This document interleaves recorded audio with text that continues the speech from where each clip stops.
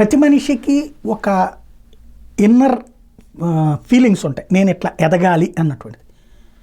నాగబాబు గారి అమ్మాయి నిహారికకి అట్లాగే ఒక పెళ్లి చేసుకుని ఇంట్లో ఓ భార్యగా వండి పెట్టడం, తిని పెట్టడం, లేకపోతే వంట మనిషిని పెట్టుకుని తినడం, నగలేసుకు తిరగడం, పెళ్ళిళ్ళకి షికార్లకి తిరగడం, ఇది కాదు. ఏదో సాధించాలన్న తపన ఉంది. ఆ తపనకు అనుగుణంగానే మొదట్లో యాంకరింగ్ చేయాలనుకుంది. ఆ తర్వాతన అక్కడి నుంచి అక్కడ వచ్చినటువంటి అప్లాస్ చూశాక, అంటే ఒక పేరు వస్తున్నది అనుకున్న తర్వాతన తనకి కుటుంబ వారసత్వంగా దొరికినటువంటి అవకాశం ఏ సెలబ్రిటీనైనా వెళ్ళి పలకరించగలదు. అంకులని, అన్నయ్య అని, బాబాయ్ అని, ఇట్లాగా ఆ చనువు ఉంది.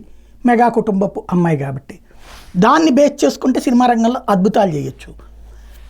అయితే పెట్టుబడి, నాగబాబు గారు ఒకప్పుడు నిర్మాతగా నష్టపోతే ఆ ఇబ్బంది ఉన్నటువంటి సందర్భంలో పవన్ కళ్యాణ్ ఆదుకున్నటువంటి పరిస్థితి ఆ రోజులు. అట్లాంటిది ఇప్పుడు ఆయన తర్వాత నిర్మాతగా పక్కన పోయి క్యారెక్టర్ ఆర్టిస్ట్గా చేస్తున్నారు. చక్కగా తన సంపాదన తను చూసుకుంటున్నారు. ఇప్పుడు ఒక పక్కన జనసేన యాక్టివిటీ చూసుకున్నారు.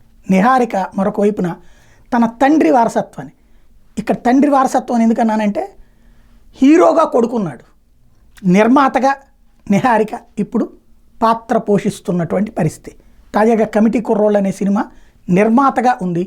All the best Niharika, success కావాలి నిర్మాతగా. చిన్న చిత్రాలతో బిగిన్ అయ్యేటటువంటిది సక్సెస్ అవుతూ ఉంటే రాబోయేటువంటి రోజుల్లో మరింత ముందుకెళ్ళే అవకాశం ఏర్పడుతుంది.